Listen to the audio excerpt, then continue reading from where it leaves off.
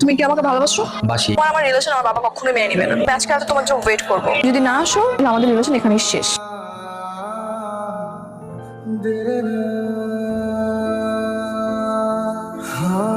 কেমন মাথা ব্যথা করতেছে? শাকিল, এই সামনে কোনো ফার্মেসি টার্মেসি দেখলে থামাইস তো। ফার্মেসি? তোর তো বিয়ে হয় নাই, বিয়ের আগে কি আর ফার্মেসি? না না, ফার্মেসিতে বিয়ের পর। ওর মাথা ব্যথা করতো, তুই মাথা ব্যথার ওষুধ কেনার জন্য ফার্মেসিতে যাচ্ছ, অন্য কিছু না। তাহলে ঠিক আছে। বিয়ে তো অবশেষে হয়েই গেল। হ্যাঁ মাহিন, তোর বাবার বেঁচে নেই। এই ছেলে আপনার মেয়েকে অপহরণ করেছে। এই ছেলে? না না স্যার, আমি কাউকে অপহরণ করিনি স্যার, আমার বাবা মারা গেছে স্যার। ওকে ধরার জন্য আমরা এই প্ল্যানিংটা করেছি।